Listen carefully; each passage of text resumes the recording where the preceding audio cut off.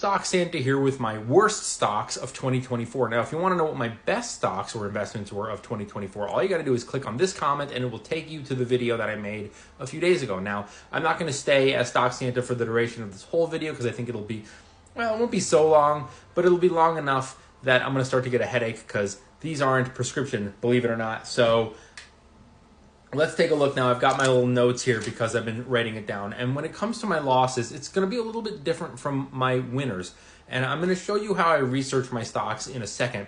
But once I've researched the stock, I determine whether I think it's going to be a high quality investment or a speculative high risk investment. And that's crucial because if I think that a stock is a high quality investment, I'm going to make a much larger investment in it.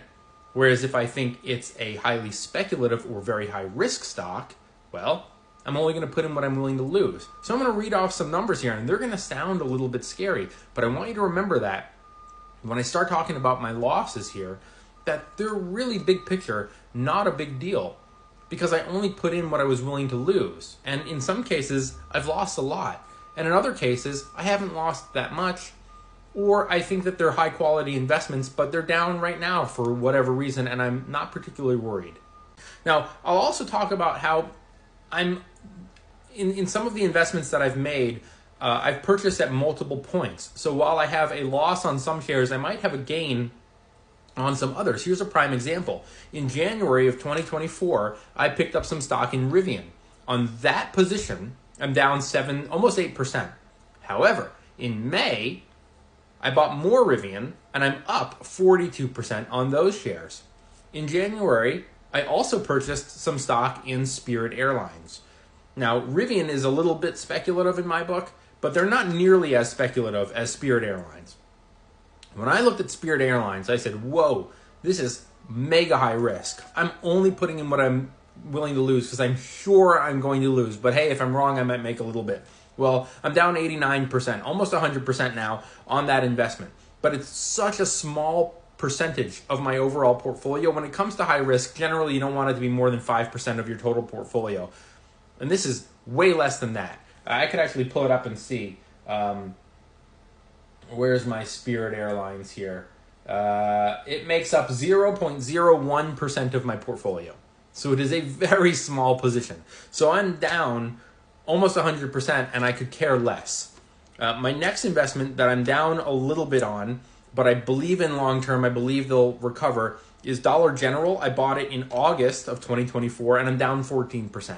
Not really worried about that one so much. Up next, in September, I bought some stock in Pfizer. I bought it because of their dividend.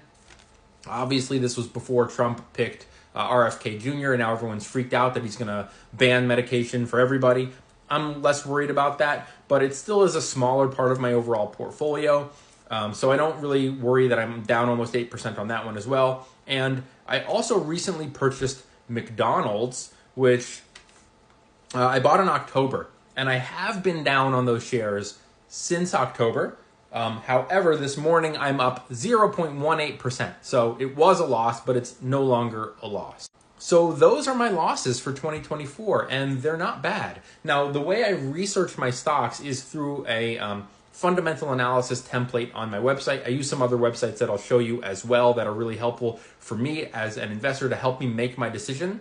Let's take a look. If you want to research investments, all you have to do is go right here and click on the menu right here. You'll notice that everything here is free. There's not even an email sign up, but what you're looking for is this fundamental analysis stock fight template. This is what the template looks like. And if you want to be able to fill in this data, all you have to do is go right here and click on the link to have a clickable template.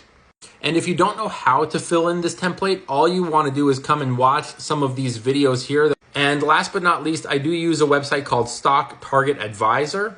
And what I love about this website is I'm just going to look up Kava here as an example because this is one of my stocks that's done very well this year. But when you go on the website, all you got to do is scroll down a little bit and go to the right. And they have this feature right here that says what to like and what not to like.